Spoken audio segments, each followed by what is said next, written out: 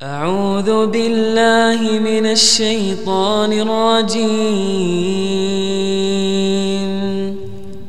بسم الله الرحمن الرحيم. إن الحمد لله نحمده ونستعينه ونستغفره ونعوذ بالله من شرور أنفسنا ومن سيئات أعمالنا من يهده الله فلا مضل له ومن يضلله فلا هادي له أشهد أن لا إله إلا الله وحده لا شريك له وأشهد أن محمدا عبده ورسوله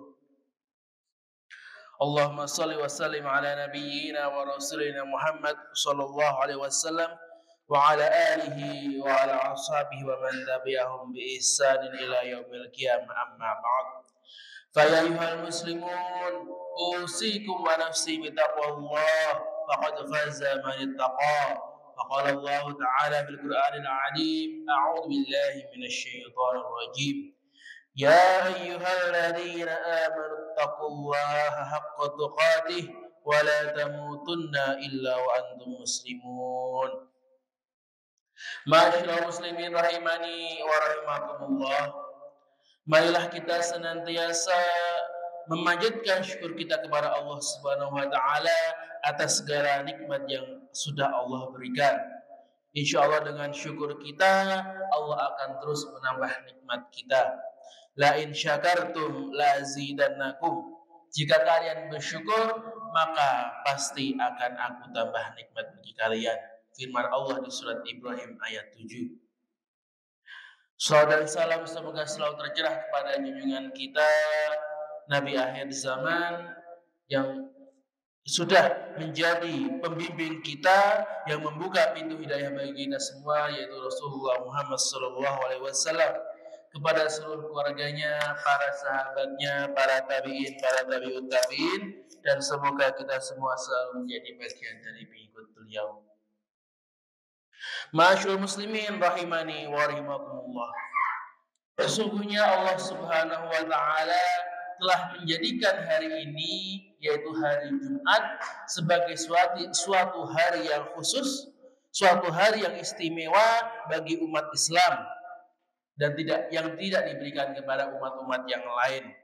Dalam sebuah hadis yang diriwayatkan oleh Muslim dari Abu Hurairah radhiyallahu anhu dan Hudzaifah radhiyallahu anhum, mereka berkata, Rasulullah sallallahu alaihi wasallam bersabda, Allah Subhanahu wa taala telah merahasiakan hari Jumat terhadap umat sebelum kita. Maka orang-orang Yahudi itu memiliki hari Sabtu sebagai hari mulianya.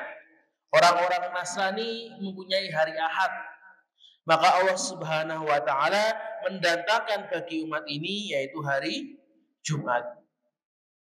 Maka dia menjadikan urutan hari itu menjadi Jumat, Sabtu, kemudian Ahad.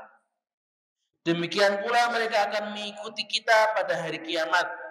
Kita adalah umat yang terakhir di dunia ini, tetapi yang pertama kali di hari kiamat, yang akan diputuskan perkaranya sebelum makhluk yang lain. Kemudian dalam hadis lain Rasulullah SAW bersabda, hari terbaik terbitnya matahari adalah pada hari Jumat. Kenapa? Karena pada hari itu Adam diciptakan, pada hari itu dia dimasukkan ke dalam surga, dan pada hari itu dia dikeluarkan dari surga. Dan tidaklah hari kiamat itu terjadi kecuali pada hari Jumat. Maka di hari yang istimewa ini, itu Rasulullah mengajarkan kepada kita beberapa amalan khusus, amalan sunnah yang utama di hari Jumat. Jadi waktu yang mulia itu tidak hanya digunakan untuk senang-senang, untuk main-main, tapi digunakan untuk beramal yang sudah diajarkan Rasulullah. Jamaah sidang Jumat rahimani wa rahimakumullah. Amalan yang pertama, sunnah yang pertama adalah tidak boleh mengkhususkan sholat malam di hari Jumat atau berpuasa di siang hari Jumat.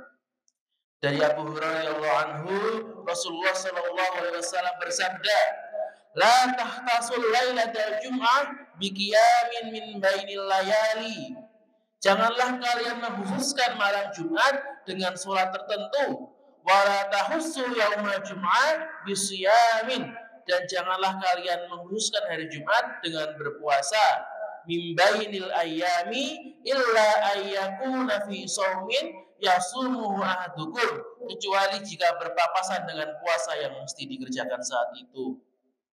Maka dengan di sini dengan jelas dilarang, ya. Tidak boleh kita itu mengkhususkan suatu sholat atau puasa di hari Jumat. Misalkan kalau sholat ya di malam Jumat, khusus sholat malam sampai setengah malam, ya, dari jam 12 sampai subuh, di mana sholat ini tidak dikerjakan di hari-hari yang lain, maka ini tidak boleh.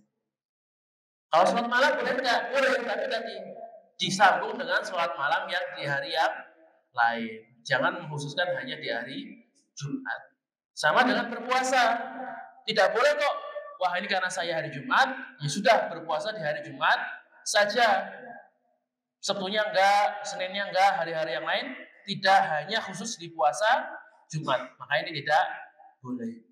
Kecuali kalau puasanya itu nyambung dengan puasa yang lain. Misalkan puasa Ramadan atau puasa sunnah.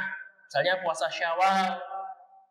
Gak apa-apa, saya puasa Jumat. Ini puasa Jumatnya kenapa? Karena untuk puasa Syawal atau puasa Asyura yang bertepatan dengan hari Jumat, puasa Arafah, ataupun puasa Ayyamul Bid, ya, atau puasa 9 hari di bulan Dzulhijjah, atau puasa Daud, ya. Jadi atau puasa-puasa yang lain yang bisa bertabrakan dengan hari Jumat, maka seperti ini masih boleh, tidak masalah. Yang kedua, disunahkan ketika sholat subuh di hari Jumat itu membaca surat As-Sajdah dan surat Al-Insan. Dari Abu Hurairah radhiyallahu anhu, beliau berkata, "Anna Nabi sallallahu alaihi wasallam, sungguhnya Nabi sallallahu alaihi wasallam kana yaqra'u fi subhi yaumal jum'ah bi alam tanzil," yaitu membaca pada sholat subuh di hari Jumat alam tanzil. Ini awal surat As-Sajdah. Fi raqaatil ula, di rakaat yang pertama. Wa fi tsaniyah hal ata 'alal insan, dan di rakaat yang pertama, rakaat yang kedua membaca hal ata 'alal insan. Maka yang dimaksud membaca surat As-Sajdah ini yang membaca surat As-Sajdah semuanya, dari ayat 1 sampai terakhir. Ini sekitar 3 halaman ya Bapak. As-Sajdah itu 3 halaman, Al-Insan itu sekitar 2 lebih sedikit. Nah, ini yang disunahkan oleh Rasulullah. Jadi pas subuh, tadi subuh nggih, rakaat pertama baca As-Sajdah 3 halaman. Nah, rakaat yang kedua baca surat Al-Insan. Nah, ini kalau yang seperti ini ya di masyarakat kita masih jarang ya. Soalnya apa? Favoritnya itu surat-surat yang pendek. Jangankan 3 halaman ya, baru baca 3,5 halaman saja, yang belakang sudah batuk. Ya kalau misalkan tidak bisa yang full seperti ini, ya bisa dipilih salah satu. Saya pilih As-Sajdah, nanti dibaca di rakaat pertama dan kedua, atau Al-Insan ya yang lebih pendek, setengah dibaca di rakaat pertama, setengah dibaca di rakaat yang kedua. Kemudian sunnah yang ketiga adalah memperbanyak sholawat Nabi di hari Jumat. Dari Abu Umamah radhiyallahu anhu, Rasulullah sallallahu alaihi wasallam bersabda, "Aktsiru alayya minas shalah." Perbanyaklah sholawat kepadaku fi kulli yaumin jum'ah, di setiap hari Jumat. Fa inna sholata ummati, karena sungguhnya sholawatnya umatku, tu'radu alayya, akan dibawa kepadaku, diperlihatkan kepadaku, fi kulli yaumin jum'ah, di setiap hari Jumat. Faman kana aktsaruhum alayya shalah, barang siapa yang paling banyak bersolawat kepadaku, kana aqrabahum minni manzilah, maka dialah yang tempatnya paling dekat denganku di hari kiamat. Pada hari Jumat ini disunahkan untuk memperbanyak membaca sholawat. Sholawat seperti apa yang dibaca? Maka sholawat yang paling utama adalah sholawat Ibrahimiyah. Allahumma sholli ala Muhammad wa ala ali Muhammad kama shallaita ala Ibrahim wa ala ali Ibrahim. Atau mau ditambah boleh, Allahumma barik ala Muhammad wa ala ali Muhammad kama barakta ala Ibrahim wa ala ali Ibrahim innaka Hamidum Majid. Itu sholawat yang paling utama. Kenapa paling utama? Karena lafaz sholawatnya langsung dari Rasulullah. Nah Ustaz, bagaimana kalau misalnya sholawat dengan sholawat-sholawat yang baru? Kan ada sholawat Nariyah, sholawat Badr, ya Allah, yang sholawat Maula ya sholli wa sallim ala nabiyina, dan banyak sholawat-sholawat yang lain yang dibuat orang-orang setelah Nabi wafat. Apakah boleh digunakan? Tidak masalah. Jadi mau pakai sholawat-sholawat yang kita buat sendiri-sendiri itu boleh saja. Selama ketika kita bersholawat, jangan sampai ketika kita memuji Nabi, pujiannya itu terlalu berlebihan. Tidak boleh.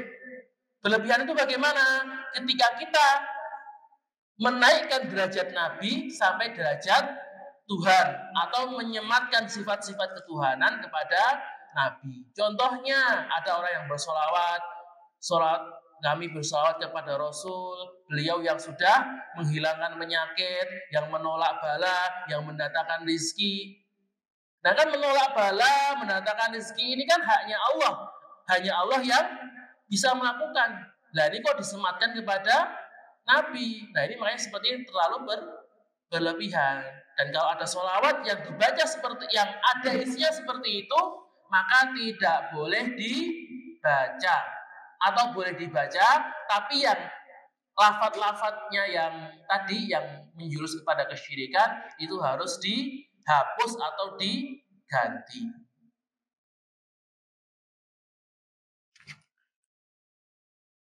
Masyaallah muslimin rahimani wa rahimakumullah. Kemudian sunnah yang keempat adalah dianjurkan membaca surat Al-Kahfi, surat nomor 18 di dalam Al-Quran.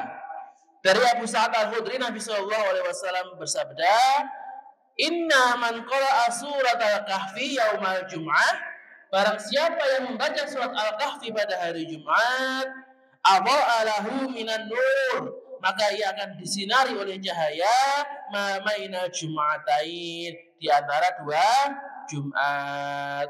Lafaz lain dikatakan, man qara'a surat Al-Kahfi lailatal Jum'ah, barang siapa yang membaca surat Kahfi pada malam Jumat, adha'a lahu minan nur, dia akan mendapatkan cahaya fima bainahu wa bainal baitil atiq, di antara dirinya dan rumah yang mulia, yaitu Makkah.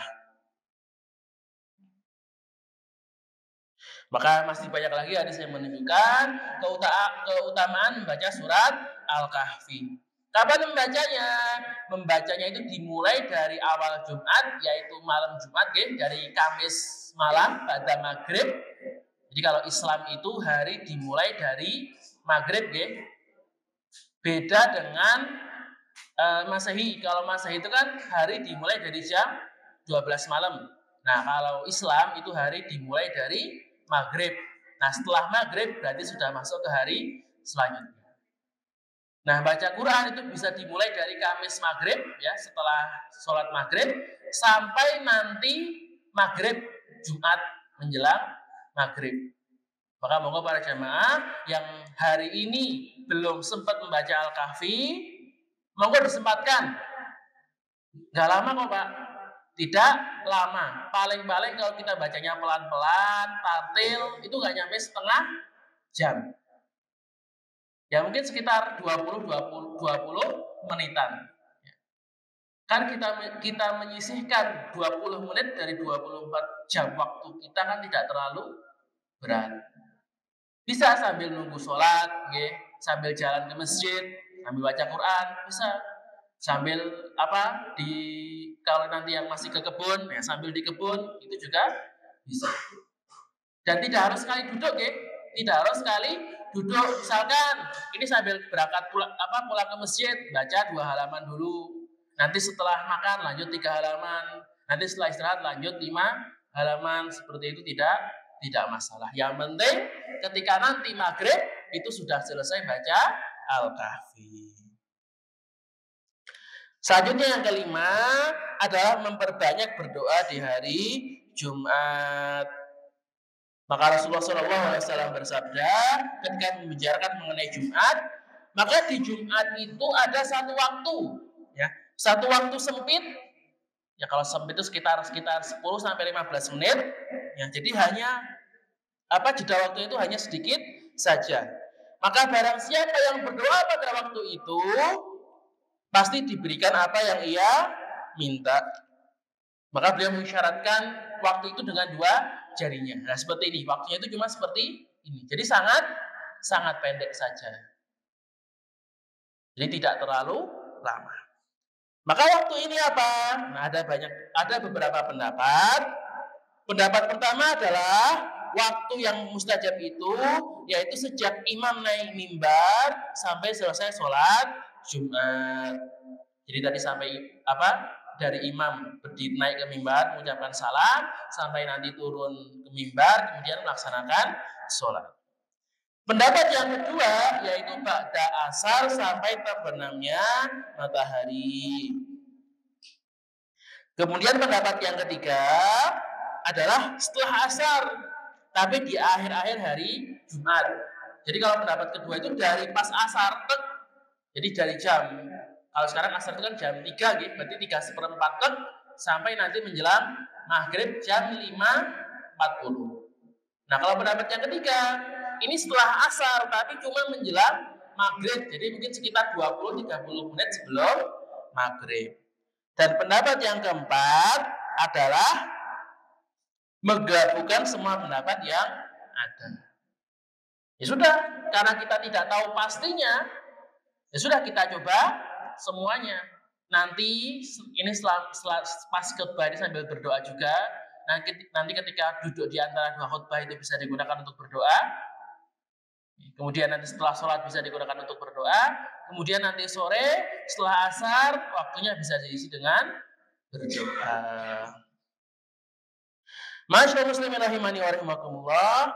Maka sebagai penutup khutbah ini, kami selaku khatib menasihati kepada diri khatib pribadi dan kepada para jamaah sekalian, hendaklah kita selalu memulai hari Jumat yang mulia ini dengan amal ibadah, terutama dengan sunnah-sunnah yang sudah diajarkan oleh Rasulullah SAW.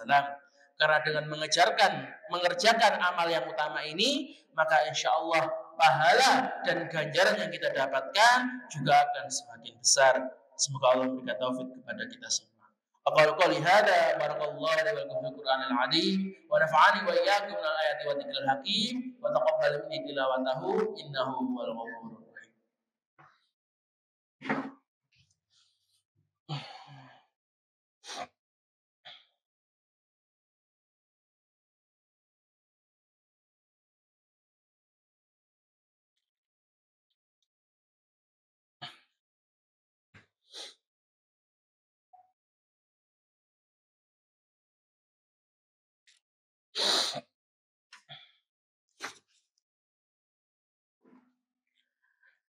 Alhamdulillah wa kafa wa usalli wa usallimu ala rasulihil mustafa wa ala alihi wa ala ashabihi ahlil wafa. Asyhadu an la ilaha illallah wahdahu la syarika lah wa asyhadu anna Muhammadan abduhu wa rasuluh. Fa ya ayyuhal muslimun usikum wa nafsi bi taqwallah wa'lamu anna Allaha amarakum bi amrin 'adzim amarakum bis salati was salami 'ala rasulihil karim. فقال الله تعالى في القرآن العظيم أعوذ بالله من الشيطان الرجيم إن الله وملائكته يصلون على النبي يا أيها الذين آمنوا صلوا عليه وسلموا تسليما اللهم صل على محمد وعلى آل محمد كما صليت على إبراهيم وعلى آل إبراهيم إنك حميد مجيد اللهم اغفر للمسلمين والمسلمات والمؤمنين والمؤمنات الأحياء منهم والأموات إنك سميع قريب مجيب الدعوات يا قاضي الحاجات اللهم انصر المستضعفين من المؤمنين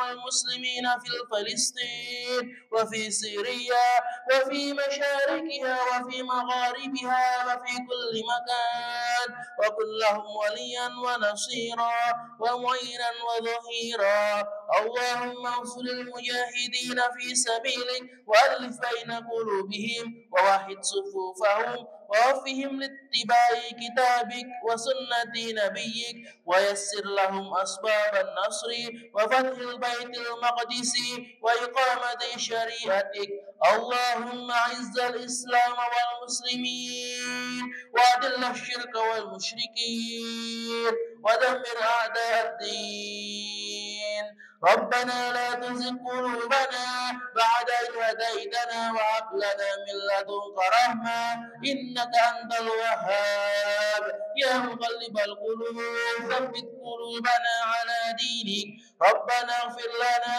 ولإخواننا الذين سبقونا بالإيمان ولا تجعل في قلوبنا غلا للذين آمنوا ربنا إنك رؤوف رحيم ربنا ظلمنا أنفسنا وإن لم تغفر لنا وترحمنا لنكونن من الخاسرين ربنا اغفر لنا ذنوبنا وذنوب والدينا وارحمهما كما ربيانا صغارا ربنا آتنا في الدنيا حسنة وفي الآخرة حسنة وقنا عذاب النار وقنا عذاب النار وقنا عذاب النار والحمد لله رب العالمين عباد الله إن الله يأمركم بالعدل والإحسان وإيتاء ذي القربى وينهى عن الفحشاء والمنكر والبغي يعظكم لعلكم تذكرون فاذكروا الله العظيم يذكركم ولذكر الله أكبر أقيموا الصلاة سبحان ربك رب العزة عما يصفون وسلام على المرسلين والحمد لله رب العالمين صدق الله العظيم.